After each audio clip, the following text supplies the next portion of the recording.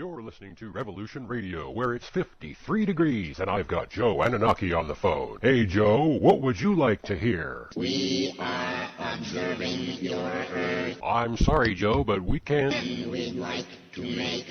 sorry, Joe, but... a contact with you. Collision Course.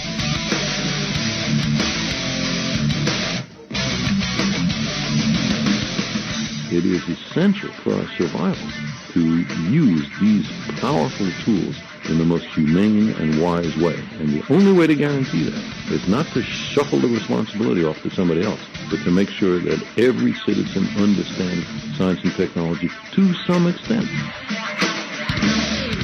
Lighten up, Francis. Paired, you can say, hey, look, this is what I had. You have it. I want it back. Is your personal data safe?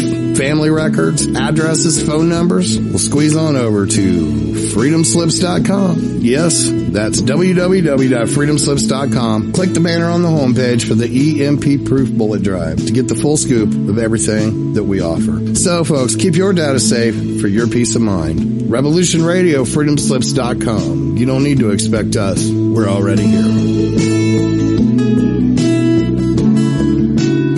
This is the people's war. It is our war. We are the fighters. Fight it then. Fight it with all that is in us. And may God defend the right. Warning, warning. We gotta stop them! They're gonna kill us all! See how the trouble you've started? Be they the government, be they industry, be they organized labor, be they anyone, or human beings. Time when the operation of the machine becomes so odious, makes you so sick at heart that you can't take part. You can't even passively take part. And you've got to put your bodies upon the gears and upon the wheels, upon the levers, upon all the apparatus, and you've got to make it stop. And you've got to indicate to the people who run it, to the people who own it, that unless you're free, the machine will be prevented from working at all. Revolution Radio at freedomslips.com, the #1 listener-supported talk radio station, throwing ourselves upon the gears of the machine. Revolution Radio, where information never sleeps. You called down the thunder, well now you got it. Right, you tell them I'm coming, and hell's coming with me, you hear? Hell's coming with me! Revolution Radio.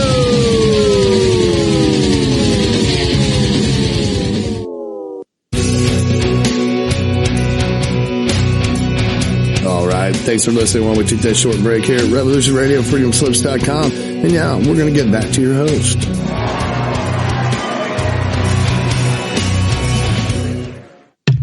Well, everybody. Welcome to Collision Course right at 7 p.m. Trying to sneak it in on me, but they gave me good production, so I'm here right at the top of the hour, 7 p.m. Welcome to freedomslips.com, Revolution Radio. If you're hearing me outside and away from the website, please come to freedomslips.com, where the chat room is.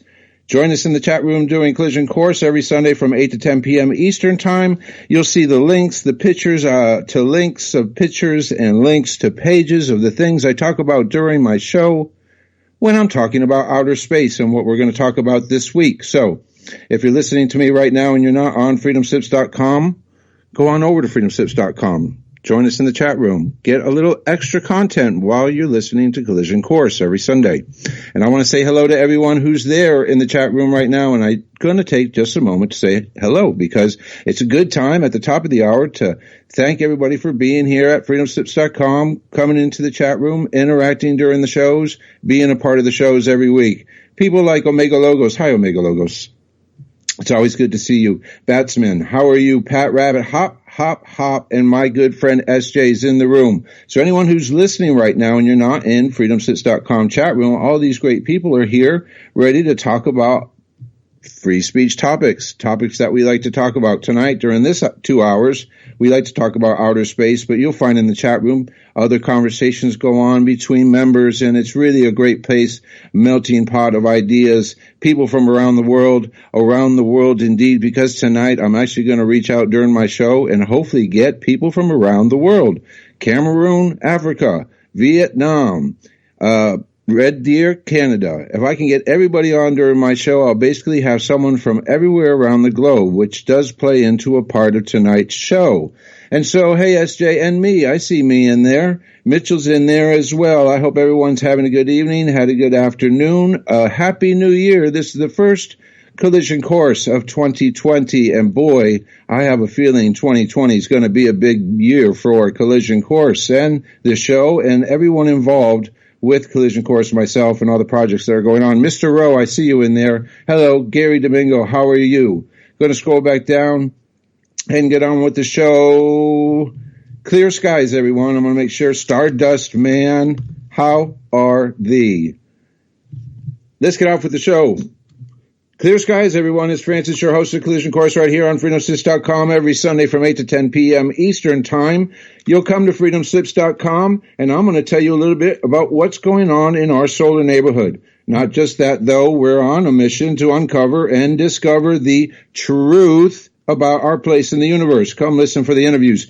Come listen to me. Either way, you'll know more so you can decide what's real and what is not in the space outside our atmosphere right here on Collision Course every Sunday with me, your host, Francis.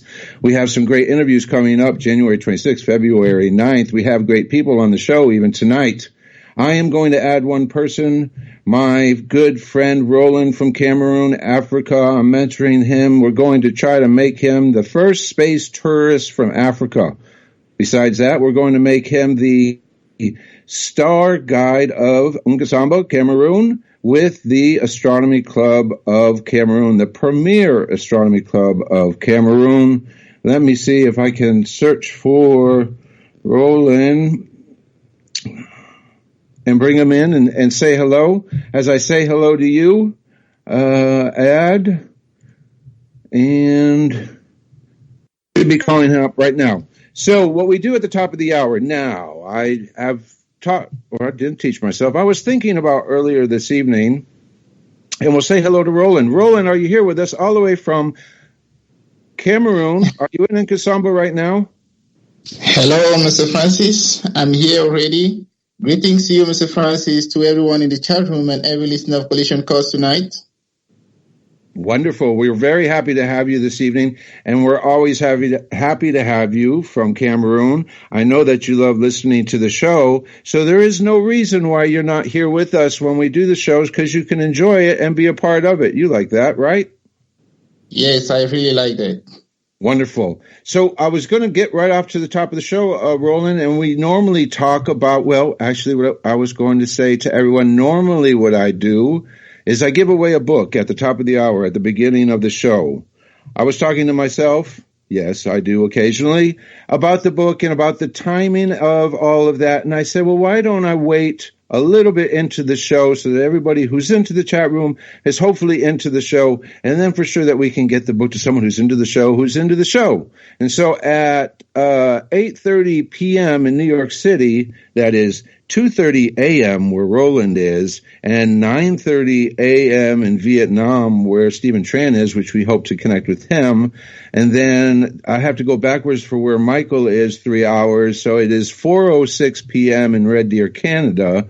We are time traveling all over the place. And so I've decided with my ability to time travel to wait a little time, a half an hour, before I give away this wonderful vintage sci-fi novel, like I love to give away novels every show, from Frederick Brown, The Rogue in Space. Frederick Brown's provocative novel about a unique being with the power to create or destroy worlds. He was unique and alone, a rogue in space. That'll be the book that we give away in about 24 minutes. I would love to have you say hello in the chat room. If you're here in the chat room, say hello. So I have a chance to put your name in the hat for an opportunity to get that book from me. And you can ask around. Books are great. They go out. People get them. They love them. Top of the hour, NEOs, near-Earth objects. It's going to play a part of our second half of our show because we have a whole new project coming together that has everything to do with NEOs, near-Earth objects. And we'll talk with Michael P. Richard in the second half of the show about what he and I are working on. But for right now, let's look at the list of 10 objects that will fly closest to Earth in the next time frame of January 6th to January 10th. And that is on the CNOS JPL NASA.gov/CA/ page that I left a link to in the chat room. So these objects, 10 of them, the first thing I normally look at is, well, when were they discovered? And for the last, honestly speaking, for over a year, I come to the list and it is flooded with newly discovered objects, just as it is this evening. January isn't but 5 days into its year, and we have right now 6 new discoveries with near-Earth approaches discovered within the last 5 days. 2020 AU1, 2020 AW, 2020 AV1, 2020 AJ1, 2020 AR1, 2020 AT1.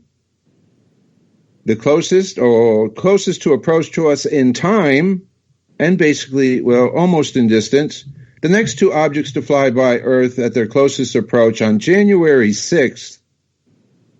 One occurs at the 33-minute mark UT at a distance of 4.13. That's 1 million miles. Then, at 2 a.m. on January 6th, which is an hour and a half later, one will fly by at another 1 million miles away. Those are 4.13 lunar distances and 4.175 lunar distances. When I calculate how far away from Earth they are flying, I use the measurement of 250,000 miles. On average, the moon is a distance of 238,000 miles. I make it easy on myself to do the math and just calculate within reason. So those two objects are flying about 1 million miles away from Earth on January 6th, an hour and a half apart, at 33 minutes after midnight, and then 2 hours after midnight UTC time.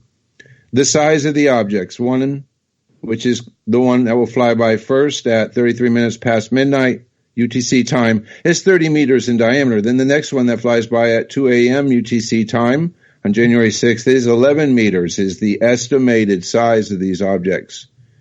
Their magnitudes, which means how bright or dim they are dim. The 11-meter one is at 28.7, an extremely dim number. The one at 30 meters is 26.5. When we look at the list overall, all of the objects were discovered in 2019 or 2020. If I want to look at the objects that were discovered in 2019, YYU, they were discovered at the end of the year, so recently. I am still intrigued by discovery. Through my research, I'm going through numbers, and they're telling me about how many objects or NEOs have been discovered, and I'm remembering a number in the range of 8,700 NEOs have been discovered and characterized and are tracked.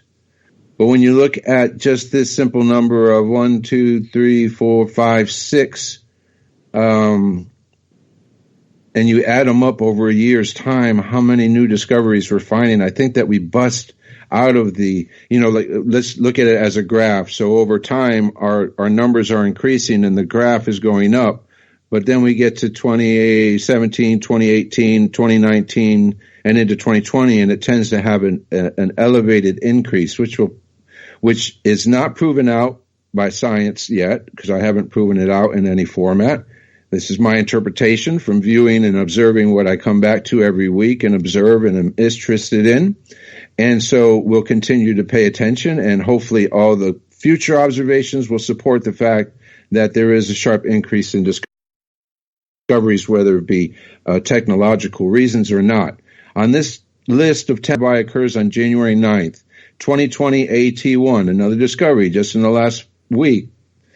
Will fly by 27 minutes after midnight UTC time at 2.47 lunar distances. So that is in the range of 500,000 regular, because if it does, the Parker Solar Probe will be right in position to watch an increase into a solar cycle and watch what produces the event, how that manifests itself on the surface, how it manifests itself in the corona.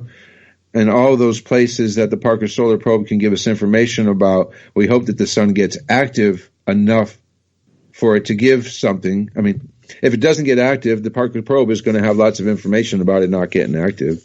But I would prefer to see it getting active so that we can have an active sun and we can have some normalcy without falling off the solar minimum bridge into unknown territories. So yeah, that picture, that link takes you to my picture that I left up on Imgur. Nice solar spot, active.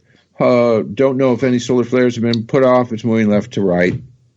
Wonderful to see that on there. Happening this week, a RT article, cutting it close. NASA just detected 2 asteroids headed toward the Earth with 2 more right behind it. It's probably an article about the things that we talked about earlier, the objects. NASA Center for Near-Earth Object Studies at CNOS, that's the page we go to look at these things, is currently monitoring a miniature swarm of 4 asteroids currently heading toward Earth, 2 of which were only detected on January 1st. After reading many articles of just this type, I continually have the feeling that one of these days we'll have it not a near miss, but we're going to have something from outer space. I said earlier today, create a scenario where it could be the top news of 2020. I don't know. I don't have anything predicted. I don't have any object lined up to take that seat. But as I go into 2020 is going to be exciting, and it's news from outer space that's going to make it exciting. CNOS is tasked with watching the skies for any potentially hazardous asteroids, but given the vastness of space, that's a lot of sky to check, which may explain why 2 of the 4 asteroids were only spotted yesterday.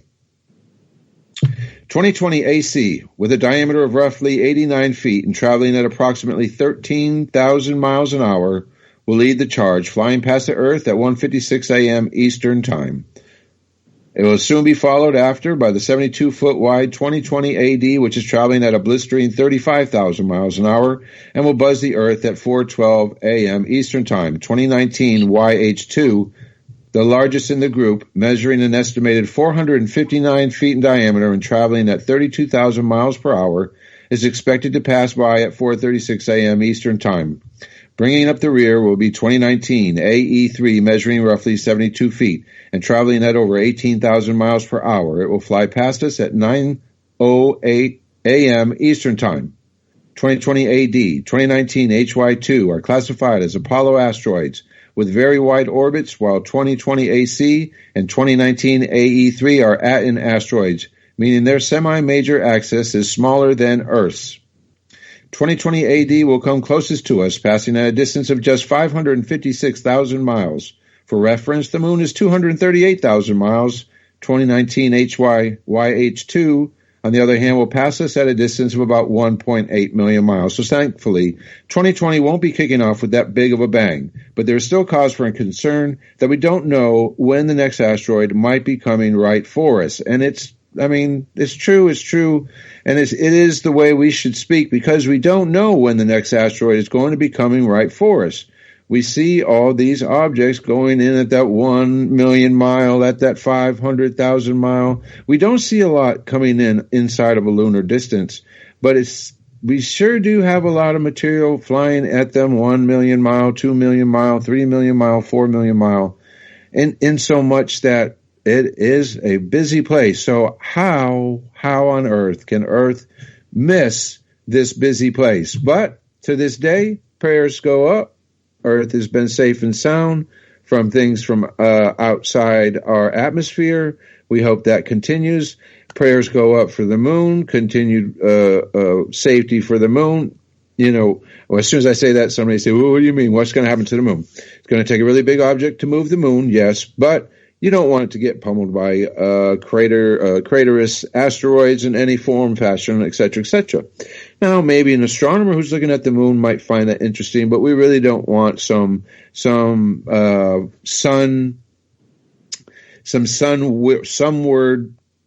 asteroid coming and crashing into the moon. That is just percentage unmeasurable, because I don't want to have measurable percentages for that occurring. All right. Let's see. Roland, you still there, huh? Yes, I'm here, Mr. Francis. So lucky to listen to your news. So great. What do you think when we're talking about asteroids and the things I've been talking about in the Starlink mission? What are your thoughts on those things? Let's start with the Starlink mission. With you know, SpaceX is sending up satellites into the sky. It's going to make it harder to take pictures of the sky. Roland? Hello, network is disturbing here. I didn't get you. Okay, I'm sorry. The network had a little break. So when I talk about the asteroids and how we're very interested in where they are, do you think it is a good thing to do to keep people informed about where these objects are and how it is that they may come one day to cause us a problem? And do you think about it from where you are in Cameroon and how that may affect you one day? Actually, when I get the report about asteroids, first of all, I didn't know what asteroid means, but on following up your news, I hear about asteroids. I think there are some celestial bodies in space, and I always get amazed when I hear that maybe asteroid one day come and hit the Earth, maybe the universe, and will cause us problems. That's what I am really afraid of. But I'm very happy that agencies like NASA and SpaceX are really working on protecting the Earth. But here in Cameroon, since there are no telescopes here and no astronomy clubs, we are not viewing the sky, so we don't know if there are some asteroids coming towards this part of the Earth. I don't know. Right. Well, it's part of our goal, and it's part of our goal to stay on top of the information so that if an asteroid does get newly discovered and it is discovered to have a path that is going to interact with Earth, we want to have our friends informed as soon as possible. And you're a part of that group. We all are now a part of this group of researchers about outer space and astronomy enthusiasts who are in a position and ready and eager to learn and then share with others what it is we're learning. Some of the things that we'll continue to talk about will be some of the things that we know the most about, like asteroids and comets and such. But we like to involve all sorts of topics and interesting things from outer space, and we do our best to do that. I wish that I could. My problem with my other guest, Stephen Tran from Vietnam,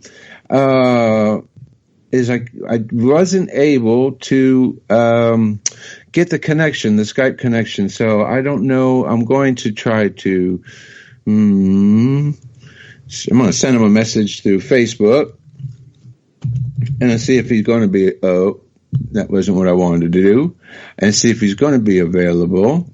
He may not be. It's early in the morning in Vietnam. It's even earlier in the morning in Cameroon, but Roland is always happy to come and listen to the show.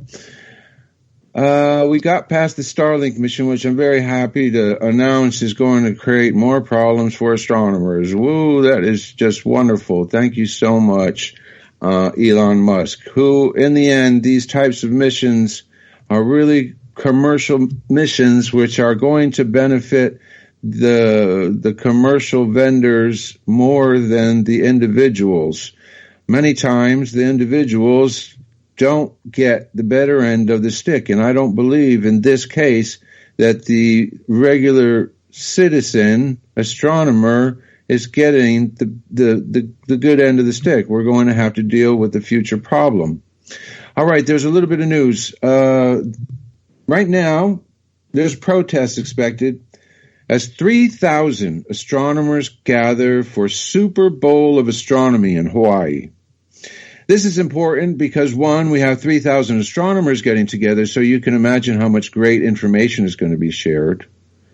But they have something to protest, and it's hard for me to see how they can protest about this being astronomers and scientists.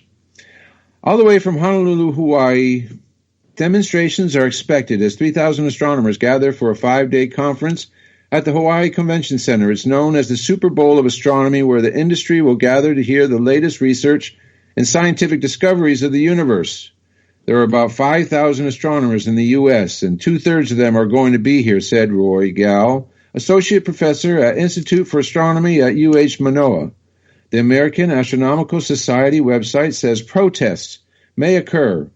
In 2015, an anti-TMT activist held a peaceful rally outside the International Astronomical Union General Assembly at the Convention Center. In a visitor's guide, AAS advised attendees to be respectful and avoid engaging with large groups, particularly during pre-planned demonstrations that may be captured on video. Okay, now I know a little bit more, and I'll tell you about what's going on. We have this thing called the 30-meter telescope, the TMT. And so the anti-TMT are activists and citizens who are against bringing the 30-meter telescope up to the observatory of Mauna Kea. And so let me continue this. Organizers say AAS isn't shying away from the controversy, and there will be daily Mauna Kea discussions. I hope people coming in understand it's a very complex issue. We have folks who are experts in that, like the Imiloa Astronomy Center, who are hosting places for people to discuss it, said Gal. Gal is hosting a public stargazing party at Ala Manoa Park on Sunday from 7 p.m. to 9 p.m.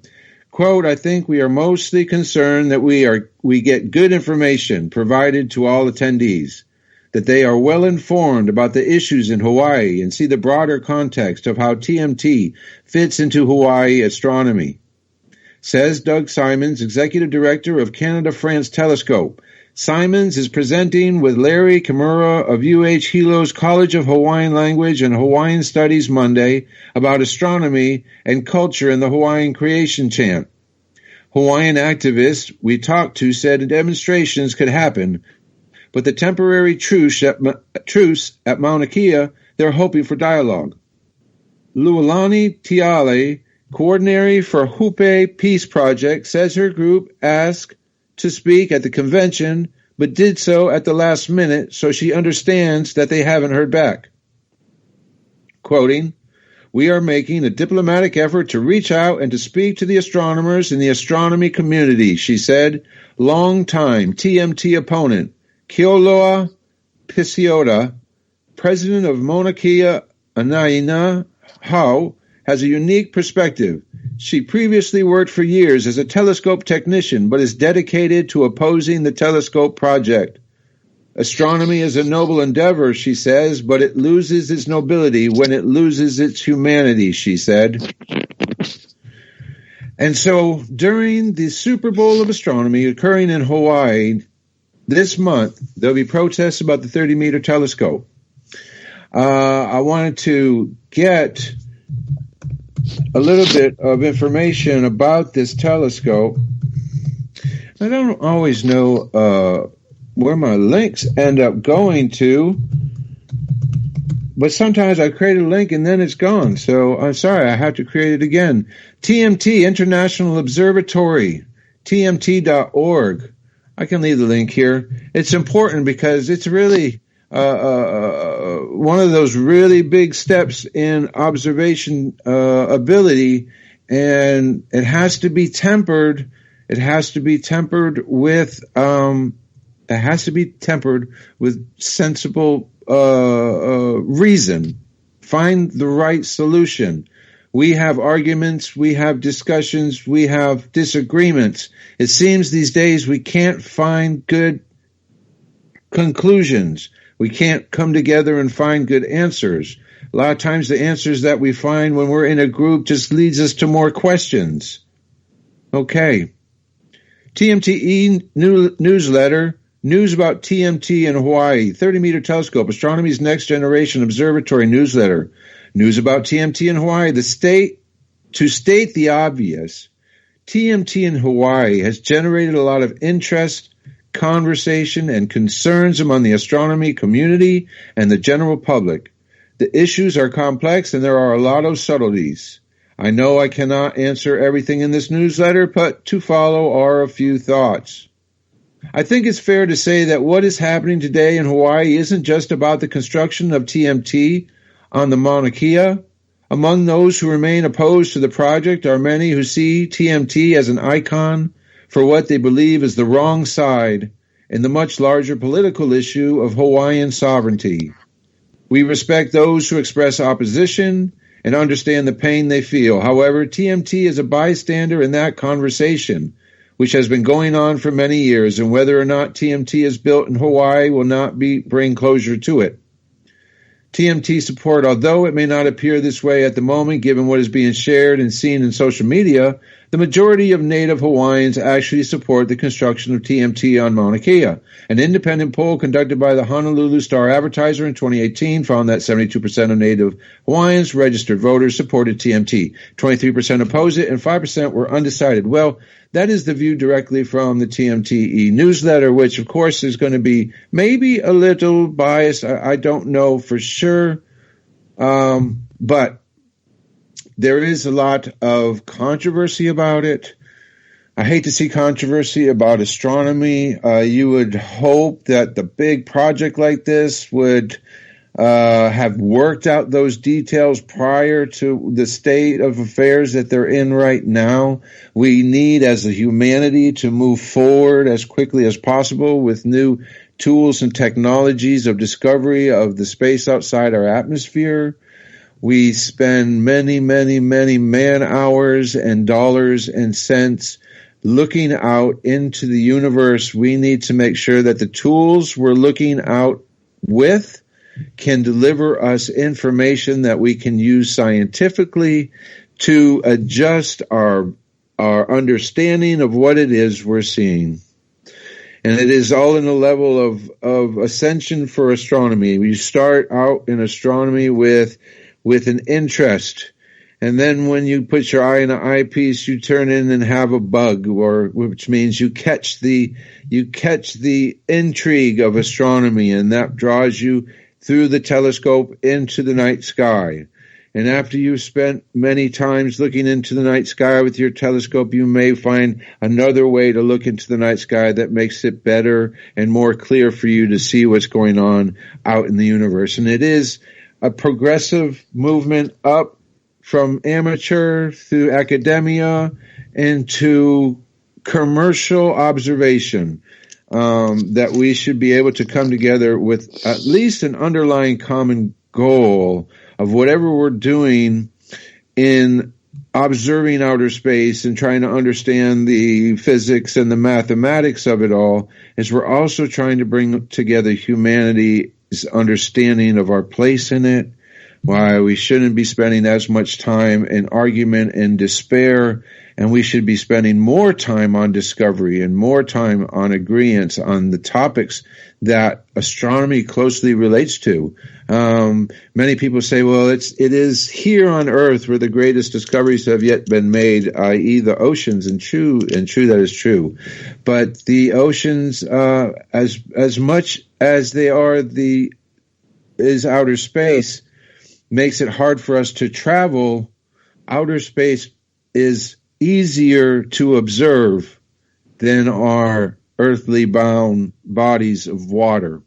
And it affords astronomers like myself, like Roland, like my father, and like Bob, like our Connections Night Skies Network, and all the other astronomers and interested parties on Collision Course and Facebook, and all the astronomy groups which we are connected to. I think right now, currently, we probably have over 1 million astronomy connections, which means we're involved and connected to over 1 million people that I know of that are directly interested in astronomy, what happens in astronomy news. They find it interesting. It is their research. So for some, it is their career. For some, it is their life. For some, their hobby has become their life. Sometimes, that's what happens when you point your eyes up into outer space. You get caught. We'll connect at 9:15. Oh, your time over. So I have Stephen. Stephen needs to connect on Skype, and then we'll see if we can get the timing together. Stephen Tran Nguyen came up with the idea Project One Universe. Project One Universe. Hashtag Project One Universe. Hashtag Peace of Space. He and I are going to work together on a great presentation. We are going to take submissions from astronomers, astrophotographers from around the world, and we're going to make a presentation. We're going to link in those images and words of peace to a general location, GPS location, and a map where people can cruise around the map, click and see what it was that astronomer saw, what part of space was above their location when they took that picture, and we're going to promote peace through astronomy. And at the same time, once we make all these connections with these astronomers, there's some other things that we can do to promote peace through astronomy. We can have astronomers from around the globe taking images of the same object at the same time, creating parallax triangulation to get some real scientific information about asteroids, comets, and those types of transit objects. That's a future project after the initial project. Stephen will come on. Stephen's going to have a lot of excitement and vigor on the idea. I'm hoping upon hope to be able to organize all the thoughts and the best ways to proceed and progress through that project. Once he delivered the initial idea to me, it sank right in.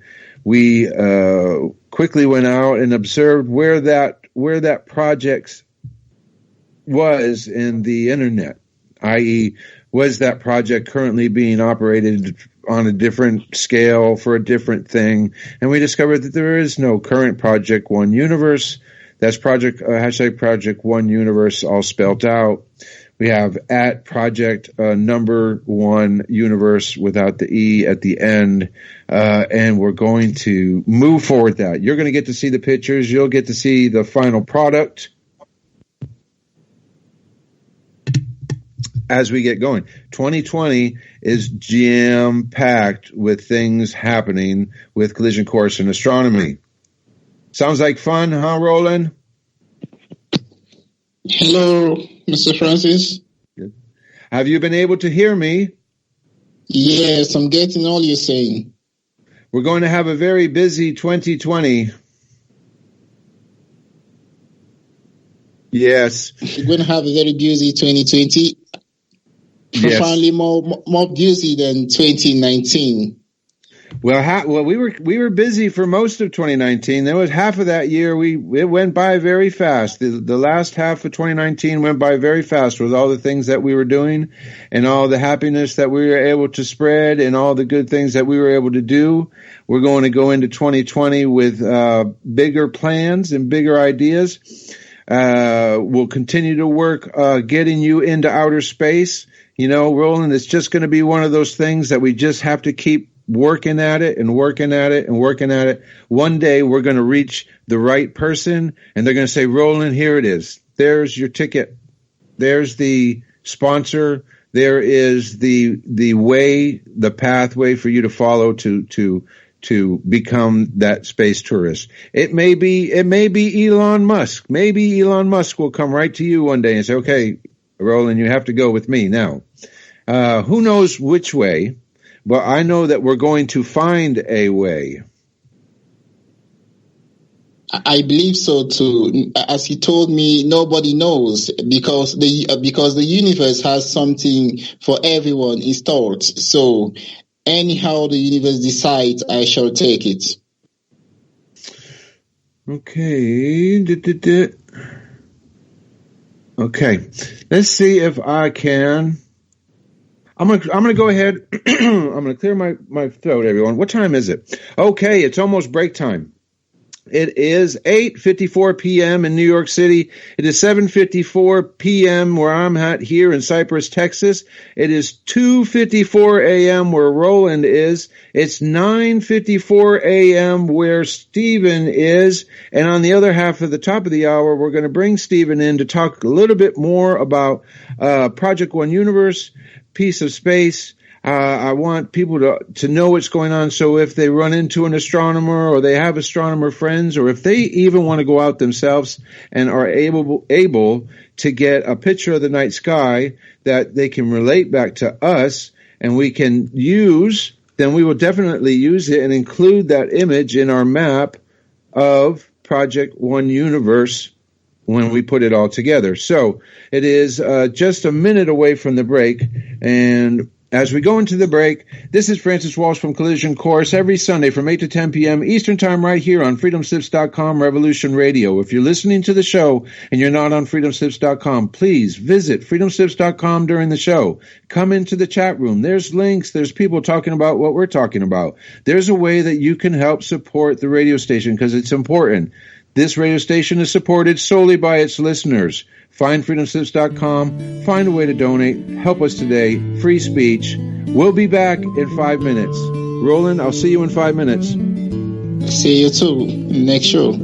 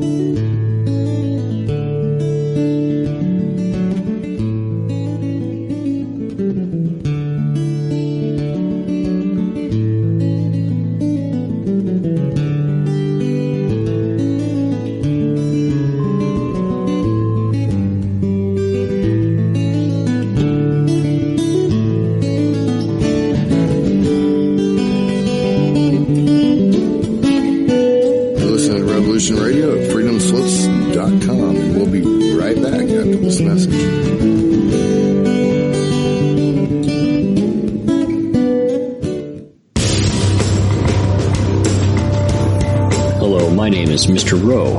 I am the host of Reality Extraction on Revolution Radio at freedomslips.com. I utilize logic, intellect, and magic to methodically autonomize, vivisect, analyze, examine, study, scrutinize, and extract an essence of reality from a fog of illusion and confusion. You can find me on Studio B every Thursday at 1700 hours Pacific Time. That's 8 p.m. Eastern.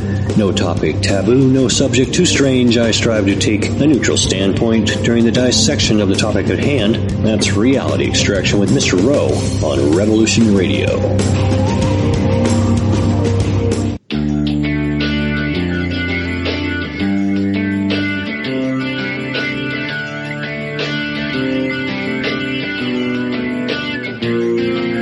This is Thomas, a.k.a. a Mad Painter. I'd like you to join me Monday nights, 10 p.m. Eastern Standard Time for Open Canvas. Don't forget to bring an open mind. Yes, folks, that's right. Bring an open mind to an open canvas. Again, that is Monday nights, 10 p.m. Eastern. UFOs to government corruption. This is Revolution Radio, freedomslips.com. You don't need to expect us. We're already here.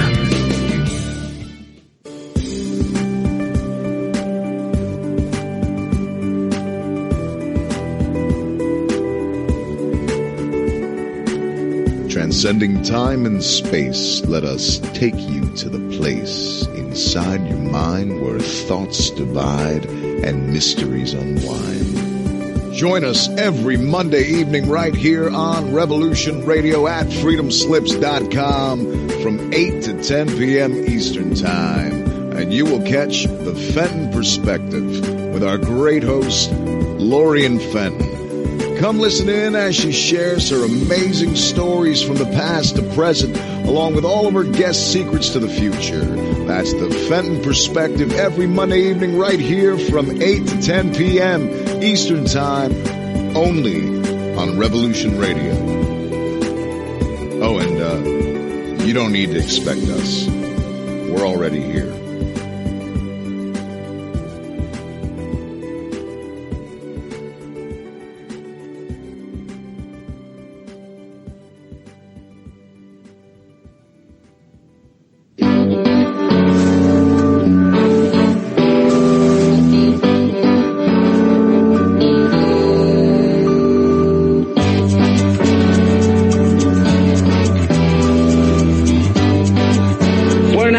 post-syndicalist commune.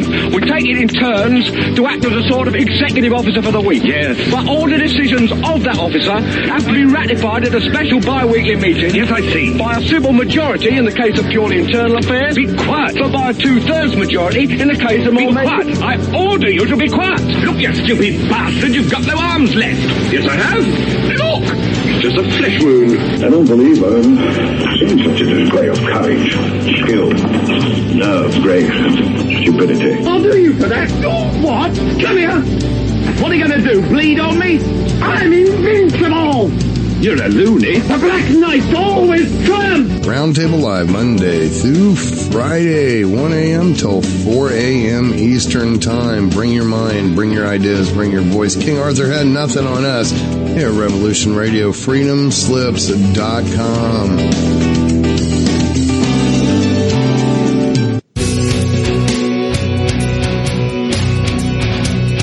Thanks for listening while we took that short break here at Revolution Radio, freedomslips.com. And now we're going to get back to your host.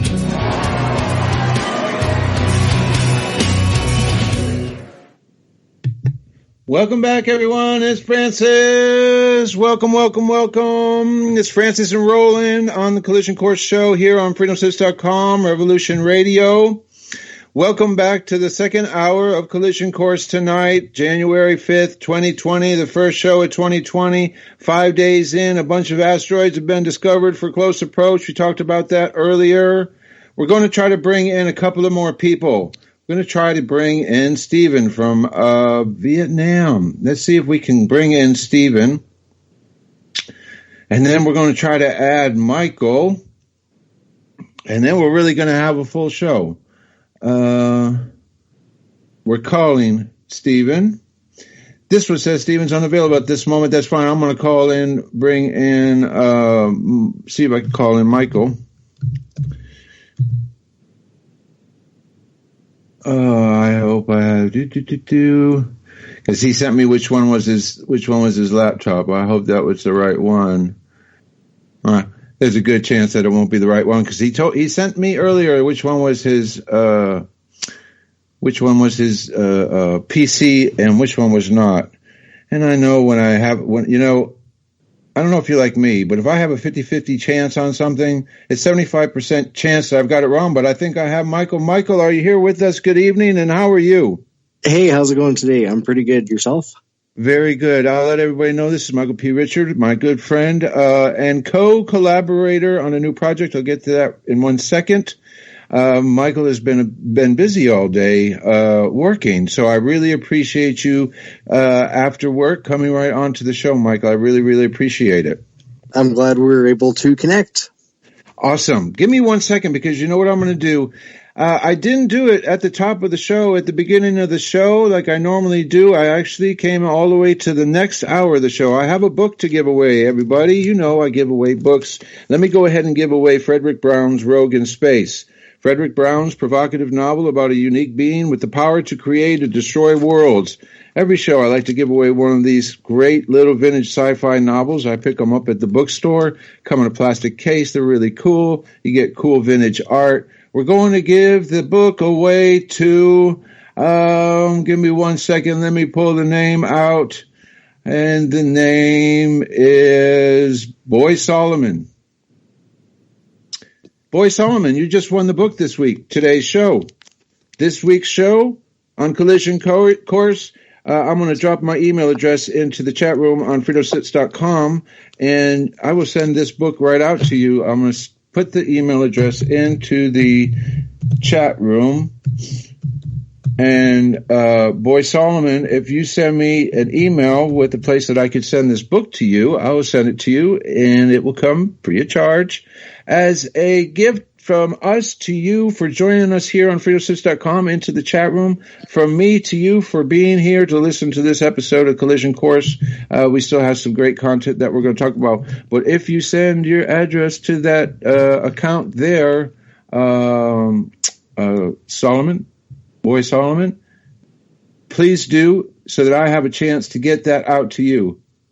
Very, very good. I hope he's in there, and I really hope you get that. Send me the email. I'll send it right out. Hello to everyone. Let me I'll do a shout out to everyone. SJ, Ahmad, Kevin, Stardust Man, how are you? Pat Rabbit, Green and Light, Go Dirt, how are you? Midori, how are you, Midori, all the way from Manila? Hello, Midori. Stardust Man, Stacy, how are you? And Pat Rabbit, and there I am, Green Light, Go Dirt. Okay, Up, how are you, Up? Good to see you. Okay, Michael, you still there with me? Yes. Everyone, Michael, he's in Red Deer, Canada. He and I are friends on Facebook. He and I love the same things. Hopefully you love the same things we love, and we love moving objects are some of the things we love to talk about the most. And together, and with Michael's much, much hard work, we have created what's going to be a great library of near-Earth object information. It's a group called NeoWatch. Michael, as I watch this thing coming together, can you tell me a little bit about what's going on in your mind as this is coming together? Well, as I began to look at the number of objects that are being tracked, it becomes apparent that we need a way to catalog and organize these things, even just to try to look at them. There are so many objects. There are 999 on the European Space Agency website of potential high-risk objects that we should be looking at. And, we are not associated with the Planetary Defense Coordination Office, but I'm very happy that there is a near-Earth object defense plan. I don't know if you remember reading that, but I have looked at it a few times, and it's great that we are actually thinking about solutions to this because there is so much stuff out there. So NeoWatch is meant to be sort of a companion group where we can organize some of this stuff. It's a social learning group, so users can help share information in the discussion and help complete the units as we build them. So, it's pretty simple. It's just, Unit 1, let's just have a post for every near-Earth object that we can find. Unit 2 would be high-risk objects, so what's coming? And Unit 3 are resources, so there's lots of links that we're going to put in there to the data sources so people can learn how to find out about this stuff. And then Unit 4 is comets. So let's look at all the hyperbolic comets, the parabolic comets, the long period comets, sun-grazing comets, and we can create events as reminders so we know when these things are coming up, and we can kind of organize this. Members can click done after reading the learning posts in the group, and that way we can get some feedback and we can keep sharing information in the comments. But I think the more eyes we can get on this stuff, the faster we can sift through all of the information that's out there, and I think better chance we'll have at seeing what's coming. Yes, exactly. I have a question. So when I'm in the chat room, so if I see one pop up, I'll just go right to it. How many objects are out there are not high risk? That's a great question, but you have to imagine our inner solar system as a dense area. All right, so that's just going to be a question that we're not going to be able to answer because we have too much material that is yet to be discovered. I mean, we have areas of the inner solar system that are held in resonance, where high density areas in orbits of objects like 2P Encke reside, and our Earth interacts with that stream area twice a year. In those regions, we have no idea how much material is in there. On top of that, we don't even know if the largest object has actually been found of all the objects that 2P Encke produced. Now, what makes an object high risk? One that you can forecast is coming. Problem being is sometimes you don't get to realize it's coming until it's 24 hours away. And in fact, back in June or July of 2019, we had an object fly by that wasn't discovered until it was discovered 12 hours or so before it made the flyby, but the announcement wasn't given until 24 hours after that. and there was a lot of discomfort amongst the community at NASA and some of the observatories about this fact. And that was the case where there was actually FISA warrants, Freedom of Information requests. And we can see all the emails back and forth from NASA associates and the observers, how uncomfortable they were about not catching that object sooner and not being able to relate a notice to anybody about its close flyby. And that object came by, and I think at 33,000 miles from the surface of Earth. It was very, very close. 2019 OU or KO. I think it's 2019 KO. Came in June or July. Wasn't discovered. The announcement came after it flew by. It was a super close approach, and it really scared a lot of people. And one of the emails back and forth said, I wonder how many objects we haven't discovered like this. And therein lies the rub. We're only as good as our ability to see these objects. And while we're talking about this object and NASA and their ability to see things, it's also the private astronomers, the amateur astronomers who are out at night. They're observing things too. And they're going to be more than likely the group that supplies information about the incoming object that you may not get from your governmental agency. You may get the warning from someone like me, and then you're going to have to trust whether I'm right or not, because maybe someone above me or someone in an organization is waiting to confer with another organization to confer with another to proof out the pudding, and who knows what happens to that. But Michael and I, with this NEO Watch group, is going to, as the year progresses, get more and more information placed into it. I'll be able to direct everyone who's in the chat room and everyone who's listening to the show where to go, how to interact with that page, how to interact with us. That's another thing that's great about astronomy. The part about astronomy that is so great is the interaction part. I call this interaction. When I reach out to people who've never been a part of astronomy before, that would be more of a outreach. This here is a collaboration. Roland, Michael, let me tell you, my good friend, our good friend Roland from Cameroon, Africa, is also on the phone with us. Hello, welcome. Yes. Roland, you want to say hello to Michael? I'm sorry, I should have did this first. Hello, Mr. Michael. Greetings from Cameroon. Yeah, it's great to hear you.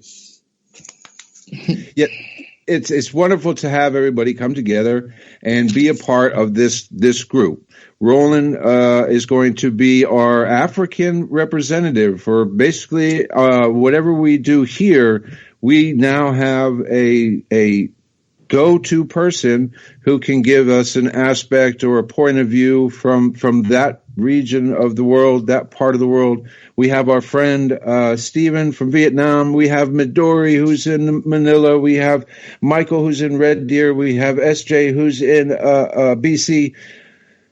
Our group, our connections grow. It is good that we come on the radio every week and have an opportunity to speak to the people who will be the receivers of the information that we bring to you. Hopefully, all the news we bring is informative and about astronomy, and we never have a day where we have to bring the bad news. But I really do feel, and I know that Michael has this underlying feeling that it's really only a matter of time before outer space gives us that big news story. I just have that feeling. I don't know if you do, Michael, but I just think something. On the brink of that leap into space. You know, this next journey that we're going to take, if we go back to the moon and we build this Lunar Gateway space station and then we launch missions to Mars, we're moving out into space. And I feel like Space Force is creating this actual pathway to employment in space for scientists, for people who want to go to that field. There's now a way for you to do it. And if you have, the right, Bachelor of Sciences and you take the right mathematics, you're able to get into these positions, and we're going to be the pioneers of the next century. So the first step is getting out there and then finding out what there is, seeing more clearly all of this stuff that's out there. And the mass of the asteroid belt is at least a portion of the mass of the moon. There's so much stuff out there, and fortunately there's a lot of space. But near-Earth objects are defined as anything that comes within 30 million miles of the Earth. So I think we need to put more instruments out there. We need more imaging just to even understand what's there. I was very impressed with the Rosetta mission a couple of years ago, where they landed on one of these comets. They were able to land the Philae lander and even were able to detect solid organic matter. It was 67P Churyumov that they landed on. Gerasimenko. Very hard. It's very, very, very hard for us to say. Say that again for the audience. Oh, I can't say it. You say the first one, and I'll say the second one. All right, 67P Churyumov. Yeah, I just messed it up. I just lost it. Well, let me put it in front of me. Churyumov Gerasimenko. That's what it is. 67P Churyumov Gerasimenko. And this is just one of many objects. And I just took another look, and this particular object, actually the one that you had just mentioned, the one that came really close a couple of years ago, that one's going to be back, but it's not going to come close to us for quite a while. I'm still moving forward on the chart here, but it doesn't seem like we're going to have another close call from this object, but it could be another one. And we have one spacecraft on that 67P. We should be putting spaceships on all of these objects. If we could get one around Enki, that would be excellent, because maybe we could get some better imagery of the swarms, the Taurid meteor swarms that originate there. Right, and I think we were talking about this earlier, and I said, yeah, but they don't want to fly into the hornet's nest. They don't really know where to put anything. Just to open up that discussion just a little bit wider for a little bit more understanding, we have an object, a comet, 2P Enki. It's on, I think, a 3.3-year orbit around the sun. And what happened is Enki came in from outside of Mars, outside of Jupiter. I believe what my most recent information came to me was that more than likely 2P Enki came from somewhere in the Kuiper Belt region, getting booted in closer towards Jupiter. Jupiter gives it another kick in toward the inner solar system. So now we have a very large comet that Jupiter has just gravitationally nudged into an orbit to make it come into the inner solar system. Yeah. It spent its whole life out in the depths of cold in the depths of our solar system. And now as it's entering in the inner solar system, it begins to warm up at its core. And now because it's made up of ice and water materials and rocks and stuff, what ends up happening, I've read, is that it turns into hot tar in the center of a comet. And that hot tar now becomes like a core. And that core will grow and get hotter and hotter until it totally it shatters. It basically shatters this object, the original object, the original much larger progenitor is what they'll call it. They call them progenitors. So a much larger progenitor gets blown apart by its core. All the material heads into the inner solar system, taking up residence into our inner solar system in such a way that Earth's orbit passes through and near the orbit of this object in its many parts now twice a year, once in June and once in October, November.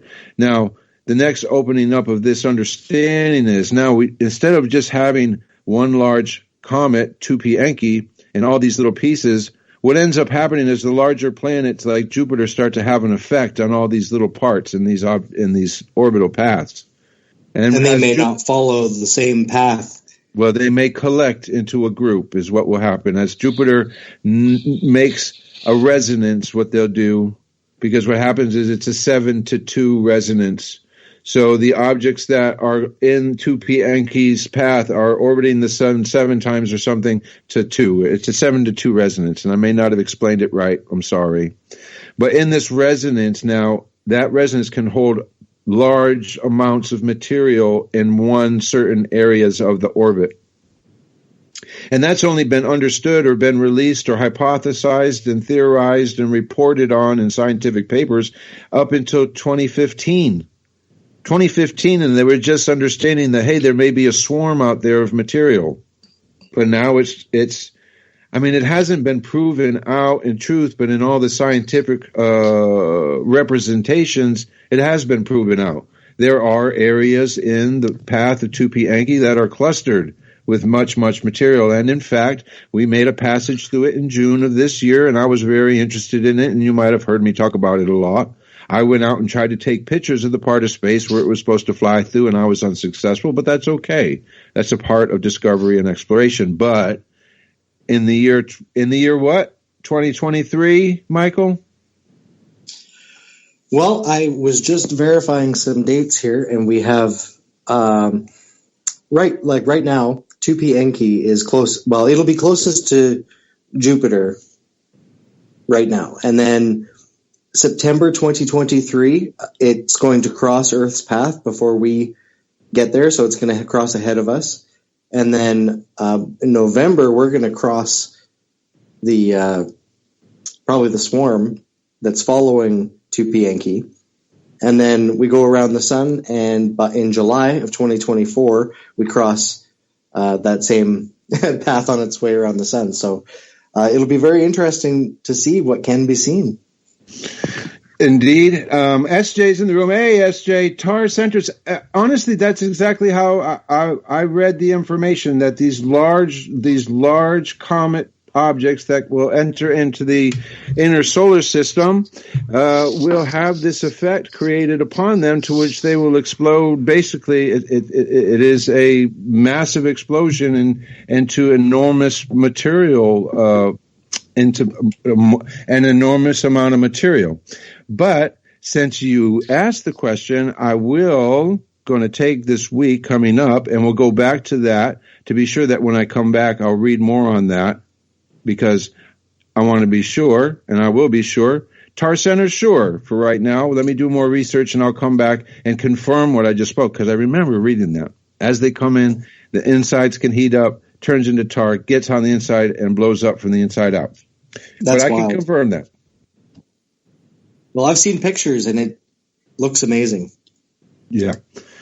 Okay, I'm going to, Michael, I'm going to try. I really had a goal tonight. I wanted to have a global show, and I have one more person to add, and that is Stephen Tran from Vietnam, and he and I are working on this Project One Universe, and we're going to try to spread peace through astronomy. And I think, I know for sure you are all on board about that, because I know you're a very peaceful guy. I can tell you're a very Zen person. You are Tao. You're a universal person, and so you can appreciate global peace at the fulcrum, as astronomy as the fulcrum. Let's see if we can get Stephen in. We're calling Stephen right now, and we'll see if we're unable to. Oh, yes, we have him. Stephen, all the way from Vietnam. Are you here with us right now? Yes, sorry, Francis. I'm in the cafe. It's a bit noisy. Can you hear me? I can hear you. It's okay. Listen, it's okay. I was able to hear you fine. How are you today? Well, didn't sleep much, as you know, but I'd like to thank you for taking this crazy idea to make it real, because I think the world needs today really to be aware of the miracle of life, and stop the bullshit, the killing, and just be in awe, in front of the creation. And we as stardust and astronomers and we love, right, to watch stars and all, but we are part of it, right? So yeah, so I shut my mouth and listen to you, Francis. Well, no, hold on a second, because it's really important to have you here. If I could ask you anything, I don't like to have too many cusses on the show because I don't know who's listening. It may be someone on Astronomy Club or something. So if you could help me with that. But I want you to tell me about your idea. I want it because it'll help me understand how we're going to get this hammered out. What do you see? What do you want? Well, like we discussed, I think that would be marvelous if each of us, watch our piece of sky on the 20th of January, and to send a message, right? Take a picture and to send a message, maybe something personal, and say to the world that we are lucky enough to be alive and to watch at the miracle of this universe, and something in which all of us are part of, and to send simply a message to remind people how miraculous the creation is, and stop the war, stop the craziness. So something meaningful, because I think that people tend to forget that we are so lucky to be alive. And we are so lucky to be able to see this incredible and beautiful universe, right?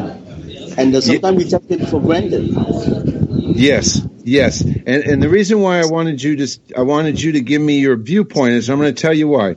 As astronomers and as researchers, sometimes we are focused very much on one thing, whatever it is we're researching. Whether I may be researching asteroids, and we could even be researching the same things, but on different paths. And sometimes someone will come into the discussion and they'll say something like Stephen said, which took me away from what I was thinking about and immediately connected it to the thing that it should be connected to, peace. And all the things that we do, whether it's Collision Course in this radio show, whether it's another host in another show, we put a lot of effort into our content and into our ideas and into our research, but sometimes we never find that universal thing that makes it that thing that is good and wholesome. And Stephen brought this idea about Project One Universe and hashtag Peace of Space, and it's perfect. It's perfect. It gives us as astronomers an opportunity to say, I can do something. My voice can be heard. How can I help this process? And so I'll tell everybody what this is now with Stephen as well. This is still quote unquote in a work in progress. Okay. What our goal is to have people who can go out into the night sky and take a picture of the sky and then deliver us back to us and Project One Universe, the picture with a good message, a goodwill message of peace to the world. And then what we're going to eventually do is take all these images and basically make a sky map, exactly. or a map. And Francis, if I may add, all what we need is to find a common motto, like hashtag something, like hashtag peace of the universe. I kind of like it because peace has a double meaning here, right? Peace is of the universe and peace in the universe, not only on Earth, for God's sake, right? And for once, we as observer become actors or something, right? Let's use the beauty. Let's use utopia. It's like the first astronaut that went to the moon and looked at the Earth and said, Jesus, we're so fucking lucky to be in that blue bubble, right? We don't have that chance, right? To go on the ISS station. We can only looking outside, but at least we should remind to all the people, our leaders, stop destroying our planet. Stop destroying. How about creating, right? And I think that's the I love astronomy because as you and me and as many people who love astronomy, when we look at the stars, we are just in awe in front of that incredible creation, right? And that's making me want to cry. It's so beautiful, right? Right. So let's bring beauty, let's bring life back into astronomy, and I think that's what astronomy can bring to the world. Is not only understanding the universe, but feel it and love it, and sublimely understand and feel the importance and the beauty and the miracle of life itself. What do you think, Francis? I think it's a great idea because what it also can do is, like, let's say there's people who don't have a direct connection with outer space. They don't have a telescope. They may not be an amateur astronomer or an astronomer, but yet when they find this information, they find the pictures, they find the stories, now they're connected to the universe through the information that we afforded them. And I think that it's another layer, another way to reach more people, to say, hey, the night sky is up at night. And even though you may not have the ability to go out yourself and see these things, your neighbor was right there. Look at the picture your neighbor had. Look at the picture that was down the street. Look at the picture that was on the other side of the world. It is all the same universe. And Stephen, I have one more friend on. I have Michael from Red Deer, Canada. Michael, are you still here? Oh yeah, I'm still here. What do you think of this idea? I love this idea. I think this is great, and if there's any way you can, get the idea out there, I think it's worth doing. And that's what we're going to do in 2020. In 2020, the key word for 2020 is peace and growth. Grow peace and have individual personal growth. So we should grow personally, we should grow peace, and we should share astronomy. That is the word from me, Francis Walsh, your host of Collision Course, right here on freedomslips.com. My friend's Roland from Cameroon. He's not with us right now. I'm sorry, Roland, if you're listening. I love you. You have a great day at school tomorrow. From my friend Stephen in Vietnam, I love you, Stephen. I love you not because of astronomy. I love you not because of the bad things that happen on this earth. I love you because you and I and Michael, together we can do good things. And we can share love. And we can share peace. And if anybody comes to me and says it's not worth doing, I'll tell them to go away, because it is worth doing. All of this is worth doing.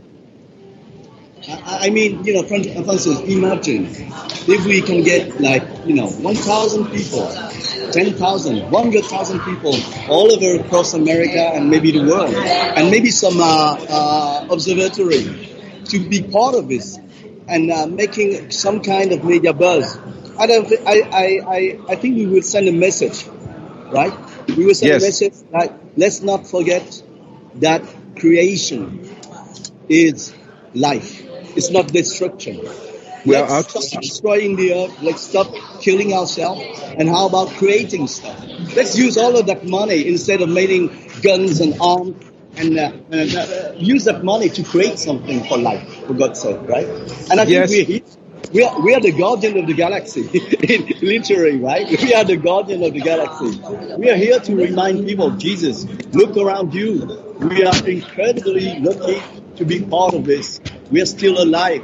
So stop the killing. Stop that nonsense. And I think that's the power of astronomy. Well, Stephen, this is what I'm going to promise. I'm going to promise to promote this wholeheartedly in many, many avenues. I've already started, but we're going to, as we get a little bit more coordination together, because I'm going to need a little bit more coordination so I know what to tell people about when to go out. Now, I know that we have this initial night to go out in January, which I'm telling them to go out, and if they'll have pictures to send them in. But I believe it's going to take a little bit longer. It may take the whole year. We may have this, and it will grow and go like a it could go forever. Exactly. It could go forever. I mean, it's a work in progress.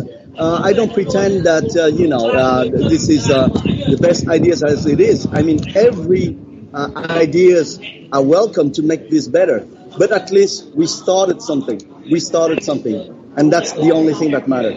And, whatever it becomes, it is, the creation itself that will support that. I do believe that if all of us together we're pushing this forward, it might become something very interesting. You never know. Yes, you never know. You never know what you can do, because you never know what you can do. You dream big and you make big goals and you make them come true. So I give you my word. I give you my honest and my heart toward this project. We're going to work on this project. We're going to make it come about. We're going to put it in front of people who care. We're going to put it in front of the organizations who can look at it and say, you know what, you're right. Because just like I said earlier, all these people who are working, astronomers, NASA, looking in the sky, maybe they're not thinking about peace. And we just need to give them a little piece of space to remember that they are a part of the same space we are. So, Stephen, I really appreciate you coming on. You can stick around if you want to stay on. I'm probably going to talk more about the things that we've got going on with Collision Course. How are you doing with that? Are you fine with that? Well, unfortunately, I have to go because I'm working. But no problem. Keep me in the loop, and let's fix another meeting time, an appointment, and whatever we all can do for this project, just give me a shout. And I think we get simply we need to get things going, and ask people to be part of this, and each of us bring our own light into the darkness. We will. I applaud you for that. I thank you very much for bringing this idea. We're going to bring it. Thank you, Francis. You're the man, because I'm here alone in Vietnam, and you're the one with the network, with the people. You're the best person I can think of to be part of leading this. No, seriously. Not flattering, being very pragmatic, realistic. So let's do it. Let's do it. Okay. I'll talk to you soon. Okay, I love you all, guys. Love you. Bye. Bye-bye.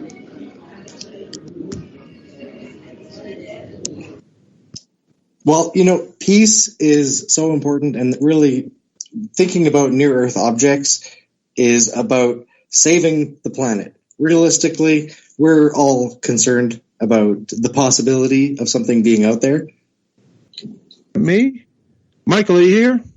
Oh, I hear you. Okay, this was my problem. I had the mute button on. That's not very good. But right now I can have you back on.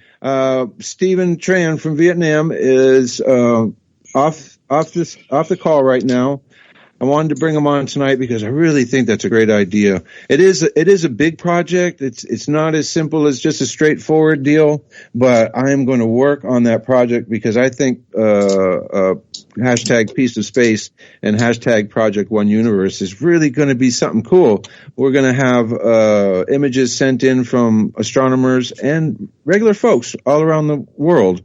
And we're going to create this interactive presentation, and everybody's going to have, their message of peace, their story of peace, why peace is important to them. Man, I haven't seen anything like that, so I think we need it right now. I don't want to get into any sort of situations that we may be undergoing right now here inside our atmosphere.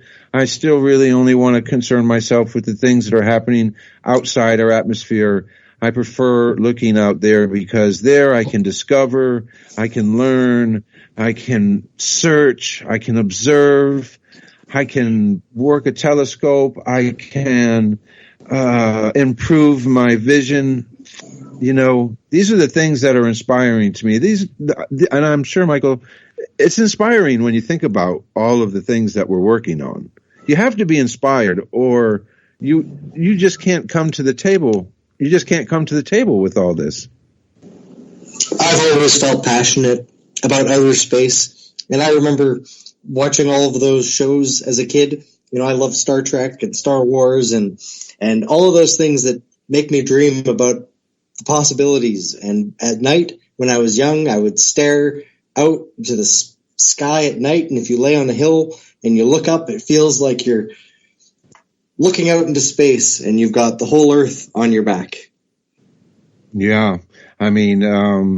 I have been working with the Astronomy Club of Cameroon's telescope, which was a donation for our organization to be sent out to Roland in Cameroon.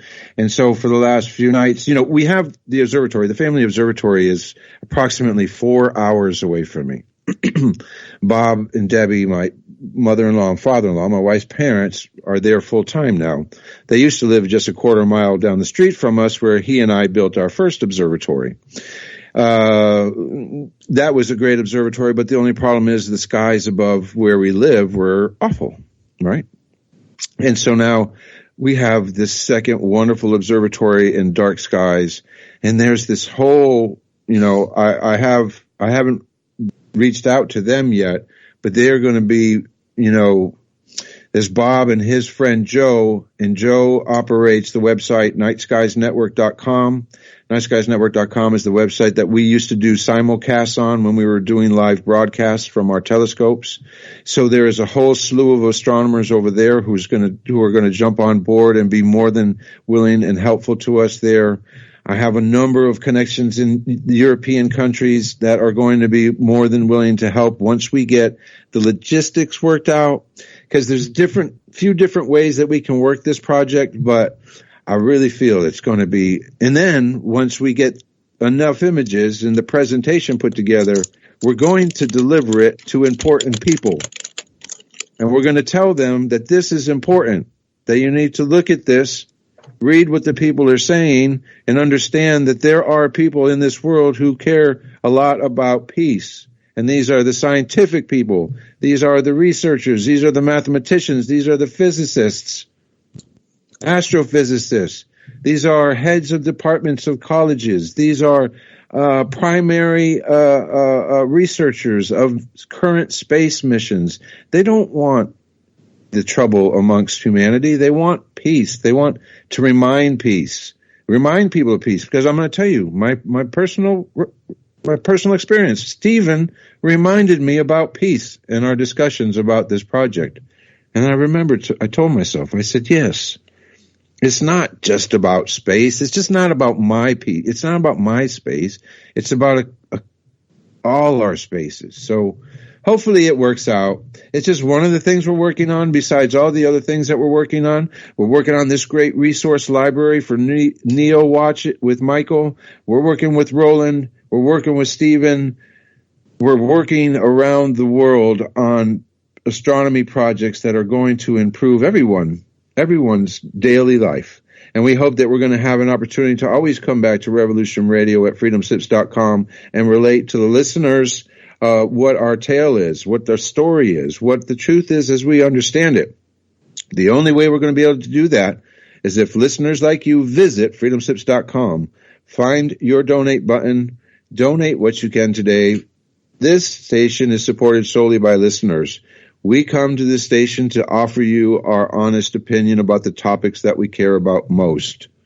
Please join us in our efforts to tell the world our story by supporting freedomslips.com at Revolution Radio.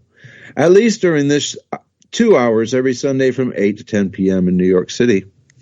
Okay, we're almost coming toward the end. We're about 15 minutes to the end of the show. Michael, so did you read the link that I had that they probably discovered a whole new area of asteroids? I haven't had a chance to read it, but I'm very curious. Tell me about it. This will probably take up the end of our show, everyone. But amazingly enough, I'll get right into it. Let me get back to the Collision Course posted a few hours ago that massive new object discovered close to the sun. It has no threat to Earth, but may define a new orbital pathway for objects yet to be discovered traveling this area of the inner solar system. Hashtag NeoWatch, hashtag asteroid, hashtag new class, hashtag astronomy. And I'll go into the article. Let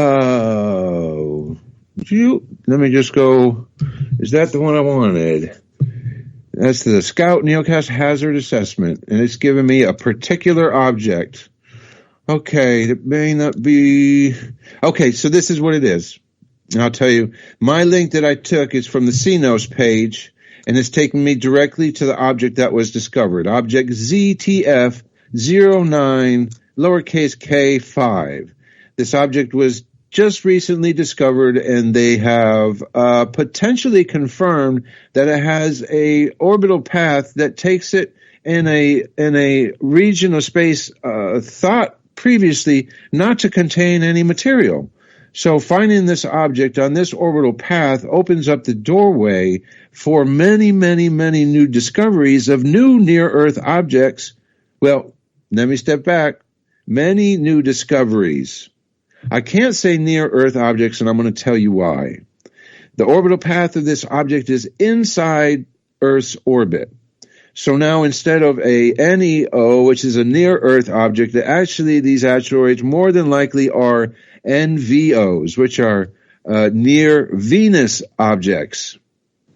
So new class of object, new part of space to look for objects. Now this one was discovered. Why these may never have been discovered before is because they discovered it very close to the sun. Searching for new objects, this is probably the simple format, best way to discover new objects. Take a telescope out at sunset or sunrise, right after sunset or right before sunrise. Look at all the space around the sun. The closer you can get to the sun without the sun breaking the horizon and going into your telescope, which you can never do, never point your telescope at the sun without a proper solar filter. You don't do it. But if you're interested in discovering new objects, the best time and place to do observing is right before sunset. Right after sunset, right before sunrise. That part of space right around the sun. So this object, someone was probably looking in that area or had an ability to discover an object very close to the sun, and that's exactly what it was. It was only like, they gave me the measurement. I'm not going to try to repeat it because I don't remember it, but it was close to the sun, which makes it extremely hard to find. And so they've discovered that this orbital path is inside of Earth, brings them close to Venus. But here's not my concern. I hate to speak of it as concern. My thoughts on this new discovery of a new class of asteroids in our inner solar system. Objects in orbital paths that are multiple objects in a similar orbital path have potential for having interactions amongst themselves. Interactions amongst asteroids and such, and comets, if it may so be, comets. Collisions between asteroids on similar orbital paths will create perturbations in the orbital paths, which then throw objects out of their orbits and could go any which way. So what I got when I was reading about the information was, well, this is a whole new area. We never really thought about it. Now we have a whole new area to discover new objects from and to be aware of where things are coming from. Yep. Michael shared with me a link. It's a Atira asteroid. Interior Earth objects, asteroids whose orbits are entirely confined within the Earth's orbit. So that would be the class of objects that these are, which has been reported so far that their orbits are inside of Earth's orbit, which makes it, say the word again, Atira?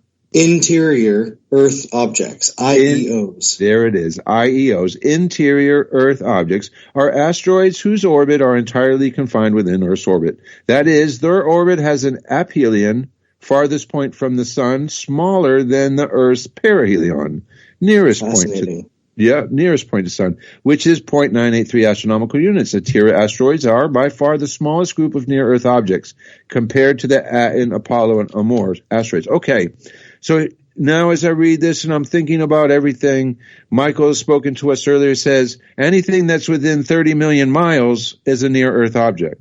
Okay. Now, we just got some information about new discoveries of an interior Earth object pathway, right? But we don't know at this moment how many millions of miles away that pathway is, right, Michael? That pathway may eventually in and out of 30 million miles. We don't know. It'll be something that we learn more about over the next weeks and months and so as astronomers and researchers do more researching on this newly discovered object. The object is ZTF-09K5, recently discovered. The orbit elemental plots have put it in this pathway. I don't have from CNOS any real good content to relate back to. They just have the astronomical measurements. The Atira asteroids are the type of asteroids that pass are entirely inside of Earth's orbit. It's been reported this new discovery makes it a rare and unique discovery because they don't really look in this area for objects. If there are a lot of objects in here, because now think of it like this. We currently know of areas in space where there are the main belt asteroid belt, the Kuiper belt. Then we go out into the Oort cloud, these different layers of material that reside from the inner solar system to the outer solar system, to the edge of the solar system to inside Earth's orbit. We don't know how many objects this could be. We don't know what the cause and effect could be. But new discoveries are great. I wish, as most things go, I could get more information, but I suppose a new discovery is a new discovery. It requires more observations. It requires more characterizations and categorizations. And that's what the people at the International Astronomical Union will do with the data. And then NASA will create their files and store their information in places like JPL and those places like that.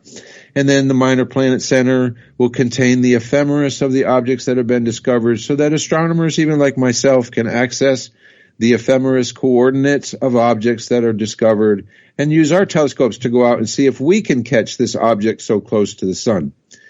These types of objects close to the sun pose some trouble to us also because that might not have been an asteroid in a known orbital path inside of Earth. It could have been a sunward bound asteroid heading directly at Earth. Those are pretty much the most high risk objects, the most high how do I say this? Highest. The highest risk unknown object to Earth, as I understand it, is an asteroid or object coming in when the sun is up, which means it's coming from the sun side. Think of Chebulynx, all the cars with all their dashboards. It was plain as day in the morning, and it blew up over Chebulynx and created some quite a bit of havoc. It injured 1,500 people. It damaged buildings for miles and miles. It occurred during the day. Those are nearly impossible to discover because they are so close to the sun that no telescope has an ability to measure that asteroid. So when Michael, our good friend Michael, talks about we need telescopes out in the sky for these objects, yes, we need one over by 2P Enki to watch for the swarm. Yes, we need one for new discoveries, no matter where they may be around the in the space outside our atmosphere. But yes, we need an asteroid telescope designed specifically to see asteroids that are coming in from the sunward side. That most known, I don't know how many telescopes are on the globe right now that can point toward the direction of space I'm talking about and obtain images of incoming asteroids. I don't know of one. Someone may come and tell me I'm wrong, but I don't know of one. And so I believe that if we're going to send a telescope out into space to be focused on that part of space, watching for asteroids and such moving by the sun and toward Earth is very important because those are the ones that will slip in. Also, the ones that come in from the sun are hard to determine also because of this reason. An object like an asteroid is easy to detect as it's cutting across the sky from our point of view. So if we're out at night and we're looking, hey, Michael, We're down to less than 60 seconds. Michael, I thank you so much for coming on the show tonight. It is 8:55 p.m. here in Cyprus. It's 9:55 p.m. in New York City. The show's going to cut off in probably under a minute. Michael, I thank you so much. I love you, too, for all your hard work. Everyone, I'm so glad I could be a guest. Find Neo Watch on Facebook. We'll bring it back. We're not going to leave it. It won't be the last time you hear about it. It won't be the last time you hear from me, from Michael, from Roland, from Steven. We got all these plans. We got all these projects. We love you. You have a great week. This is Collision Course. We're out of here. Bye.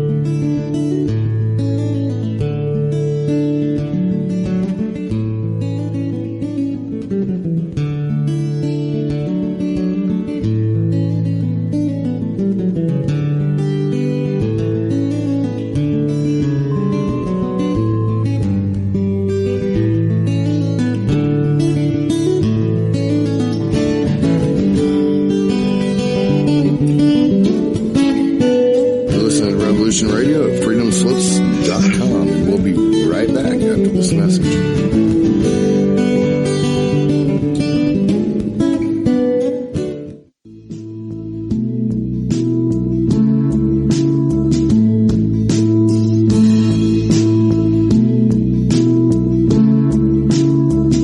Is your data safe? Do you have the necessary information to assist you in confidently living through just about any survival situation? Is survival and gardening, off-grid living, medical knowledge, or even natural or man-made EMPs on your list of personal concerns? Do you have your documents and your personal information in a safe place in your hands where you know where it is? Well, check out our preloaded